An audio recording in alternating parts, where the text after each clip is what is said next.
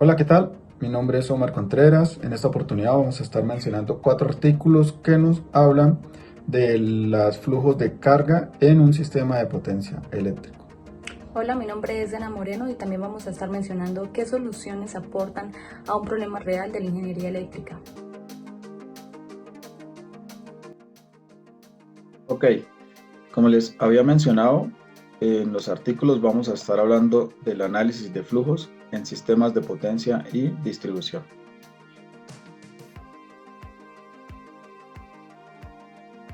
Nuestro primer artículo nos habla de los valores propios de una Y-barra o una Y-bus. En sistemas eléctricos de potencia se debe prever de una topología capaz de garantizar una gran confiabilidad. Es decir, que en momentos de afrontar unas fallas como pérdidas de los transformadores, ¿sí? Pérdidas de estos transformadores o una línea de transmisión, que en el peor de los casos ocurra un apagón del sistema, es importante el análisis en valores propios de una Y-bus o una Y-barra, que no es más que una matriz de admitancias donde se relacionan las corrientes inyectadas y las potencias de un nodo, como lo podemos visualizar en la figura 2 que tenemos a la parte derecha.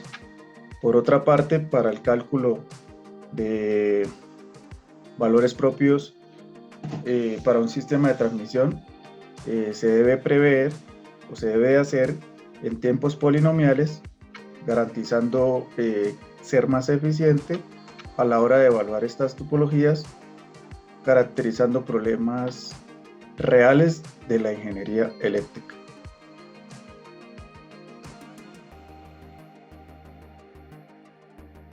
Bueno, el artículo 2 tiene como título un marco de computación distribuida paralela para el análisis de flujo de carga de Newton-Raphson cuando se tienen grandes sistemas de energía interconectados. Como nosotros bien sabemos, el análisis de flujo de carga es muy importante ya que nos va a indicar el estado de operación de determinadas cargas del sistema. Básicamente en este artículo nos proponen un método computacional para analizar el flujo de carga por el método de Newton-Raphson. Actualmente existen dos tipos de algoritmos, entre ellos encontramos el algoritmo convencional del análisis de flujo de carga de Newton-Raphson y encontramos el SciPD propuesto por Sasaki Aoki, el cual nos dice que podemos hacer el cálculo en paralelo, al igual que el algoritmo propuesto en ese artículo. También nos dice que se basa en la inversión de la matriz, característica la cual comparten los otros dos algoritmos, el convencional y el propuesto. Pero ¿por qué no se utiliza el algoritmo convencional? Pues resulta que este algoritmo carece de memoria cuando se tienen grandes sistemas de potencia. Ahora, ¿por qué se utilizan estos algoritmos? ¿Por qué es importante? Pues como nosotros bien sabemos, el sistema de la red eléctrica nacional se divide en varias redes regionales y pues estas a su vez en otras más locales. Como sabemos, la red eléctrica nacional es extensa, ¿no? Cuenta con grandes distancias geográficamente. Entonces, para poder supervisar y poder controlar los datos de de todos estos subsistemas, es muy tedioso, por lo que solamente o sea, todos estos datos, todos estos valores se van a enviar al centro de control únicamente. Entonces, lo que se propone en este algoritmo es que se subdividan los sistemas, cada subsistema puede tener un sistema de control, ¿sí? Entonces, básicamente en la figura 1 encontramos un sistema. Este sistema está compuesto, se subdivide en tres subsistemas. Encontramos el subsistema A, el subsistema B y el subsistema C. Entonces, como lo acabé de decir, este, este algoritmo nos propone hacer la división del sistema. Entonces, ¿qué va a pasar?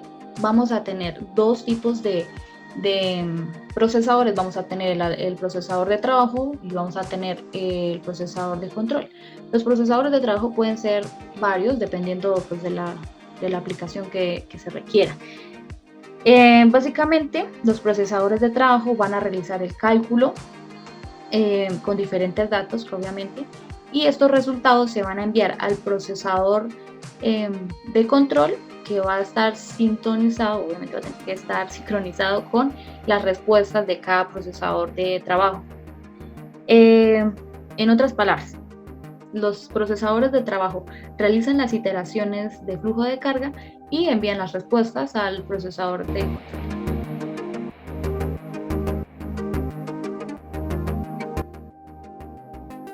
El artículo 3 nos menciona un modelo integral de regulador de voltaje de paso trifásico con una implementación eficiente en el flujo de energía ZUS o SVR, sería el Step Voltage Regulator. Son comúnmente usados en redes de distribución porque encontramos media tensión, baja tensión, garantizando voltajes en límites permisibles.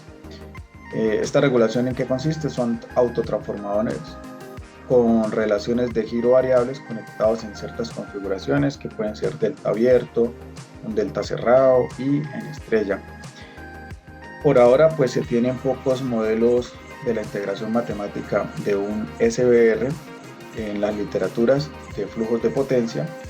Por ejemplo, algunos libros proponen relacionar los voltajes y las corrientes primarias y secundarias a través del método de barrido hacia adelante y hacia atrás, que no es más que integrar directamente una matriz jacobiana y para el flujo de potencia resolverlo por Newton-Raphson.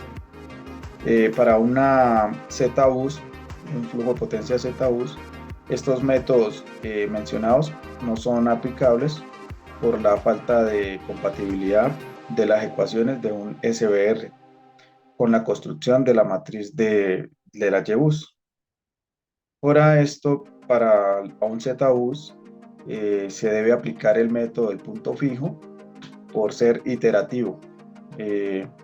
Además, se aplica ampliamente en sistemas o redes de distribución por su gran robustez y la rápida convergencia, tiempos rápidos en los cálculos y una facilidad para implementarlo, haciendo que esto sea un método computacionalmente preciso y eficiente, garantizando siempre que la ZUS mantenga características superiores.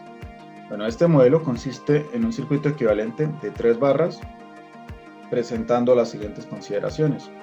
Entonces modela los tomas del SVR o el regulador de voltaje de paso como fuentes ficticias de corrientes fuera de una Y-barra, para descartar la refactorización en cada variación o en cada iteración.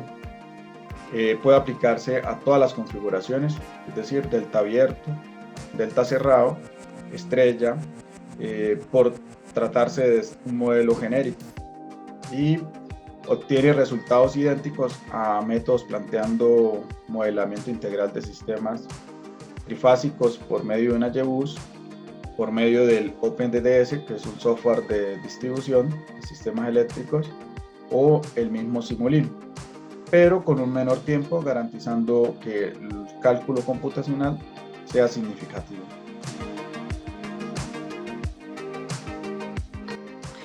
Bueno, en el último artículo, como su nombre lo indica, nos va a mostrar el análisis de los efectos y el tipo de falla y el flujo de carga previo a la falla en la coordinación óptima de las protecciones direccionales de sobrecorriente, que su sigla significa DOC. Este análisis ha sido muy utilizado en sistemas de potencia durante muchos años. Para realizar dicho estudio se tomó como base una aplicación donde se analizan fallas trifásicas y se va a analizar solamente un flujo de carga previo a la falla. Las OCDO, que en sus siglas significan herramientas que permiten la optimización de las DOC, que lo que significa es coordinación óptima de las protecciones direccionales de sobrecorriente. Esta tiene como función maximizar la velocidad del sistema de protección, que va a estar sujeto a ciertas restricciones de selectividad. En la formulación de estas restricciones de selectividad para cierta falla en una línea de transmisión, se tendrá que el tiempo de disparo del relé del respaldo va a ser más lento, obviamente, que el tiempo de disparo del relé principal. En esto, pues, en este artículo se formula la función objetivo, que básicamente lo que hace es minimizar la suma del tiempo de actuación de las principales protecciones.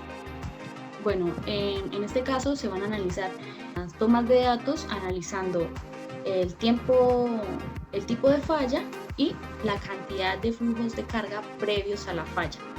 En el tipo de falla se analizan las fallas monofásicas a tierra, que eso sí ya significa SLGF, y se analizan dos flujos de carga previos a la falla. Entonces, para hacer este análisis se considera un sistema de 4 buses, 2 generadores, y se asumen impedancias de secuencia cero. En estos resultados de las OCDOP se van a tener resultados con las restricciones y sin las restricciones. Bueno, dicha diferencia con el caso original va a hacer que el multiplicador de tiempo va a ser mayor a 0.02. Y cuando se tienen dos flujos de carga previos a la falla, el multiplicador de tiempo va a ser mayor a 0.04. Como podemos ver en la tabla, se obtienen resultados de NI, BI e I. ¿Qué es lo que significa? Pues para hacer esta análisis se tomaron ejemplos numéricos donde se resuelven con curvas IEC estandarizadas, donde NI significa normal inversa, BI significa muy inversa y EI significa extremadamente inversa. Entonces, en conclusión, se dedujo que los mayores cambios en las corrientes de cortocircuito con respecto al caso original son del 47% para los casos donde se consideran las fallas monofásicas a tierra.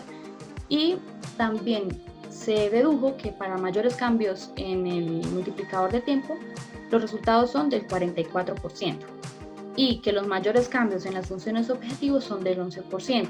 Ahora, para los resultados donde se consideraron dos flujos de cargas previos a la falla, se dedujo que los mayores cambios en las corrientes de cortocircuito con respecto al caso original son del 12%.